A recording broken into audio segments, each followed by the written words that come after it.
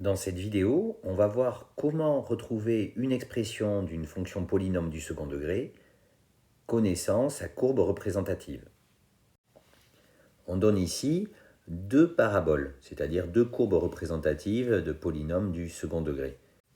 Et à partir de la lecture graphique de ces deux paraboles, de certaines informations données par ces deux paraboles, on peut trouver une expression de la fonction polynôme du second degré qui est représentée. À vous de jouer. Mettez la vidéo en pause pour pouvoir trouver une expression de chacun des deux polynômes du second degré. Pour répondre à ce type de question, en fait, il faut analyser cette parabole et essayer de trouver des points dont on lit facilement les coordonnées, si possible des points à coordonnées entières ici, sinon après on fera forcément une approximation. Donc, cherchons ces points et on voit qu'il y en a quand même quelques-uns. Dans ces différents points que voici, en fait, on s'aperçoit qu'on a véritablement deux points qui sont les points d'intersection de la parabole avec l'axe des abscisses, qui nous donnent donc forcément les deux racines de ce polynôme. Les deux racines de ce polynôme f de x sont moins 5 et 2. Donc on connaît déjà quasiment son expression sous forme factorisée. F de x est égal à a facteur de x moins moins 5 facteur de x moins 2.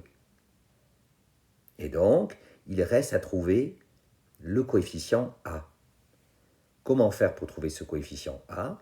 On peut prendre n'importe quel autre point dont on lit convenablement les coordonnées.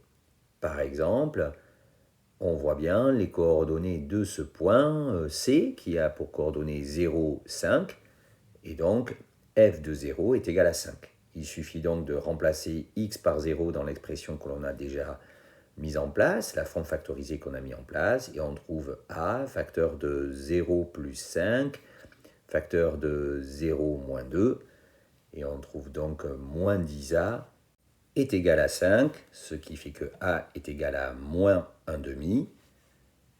Ça y est, on a trouvé la forme factorisée de cette fonction polynôme du second degré. C'est f de x est égal à moins 1 demi, facteur de x plus 5, facteur de x moins 2.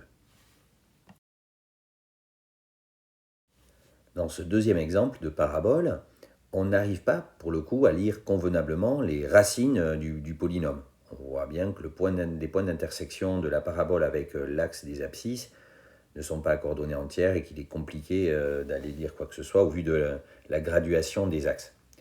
Par contre, on lit parfaitement les coordonnées du sommet de cette parabole. C'est le point S de coordonnées moins 2, moins 3.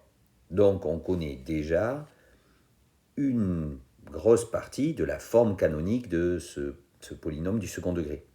On sait que alpha c'est l'abscisse et bêta l'ordonnée de ce sommet, donc on sait ici que alpha c'est moins 2 et que bêta c'est moins 3. Et donc on peut déjà dire que cette fonction polynôme du second degré, g de x, elle va s'écrire a facteur de x moins moins 2 au carré moins 3.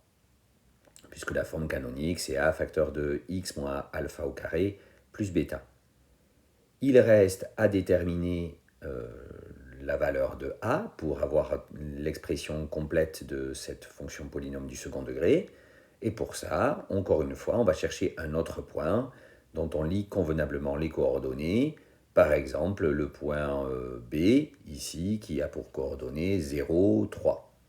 On a donc g de 0 qui est égal à 3, mais g de 0, c'est aussi a facteur de 0 plus 2 au carré moins 3, ce qui donne 4a moins 3. On résout cette équation, ça donne 4a est égal à 6, donc a est égal à 6 quarts, c'est-à-dire 3 demi, 1,5. On peut donc conclure que g de x c'est 1,5 facteur de x plus 2 au carré moins 3. On a trouvé une expression de g de x, ce coup-ci c'est la forme canonique du polynôme du second degré. Voilà, le tour est joué. On a réussi à déterminer les expressions des fonctions polynômes du second degré qui étaient représentées par des paraboles. Dans le premier cas, en s'intéressant au point d'intersection de la parabole avec l'axe des abscisses, on a trouvé les racines qu'on arrivait bien à lire et donc on a trouvé une forme factorisée du polynôme. Dans le deuxième cas, en lisant convenablement les coordonnées du sommet de cette parabole, on a réussi à déterminer la forme canonique de ce polynôme du second degré.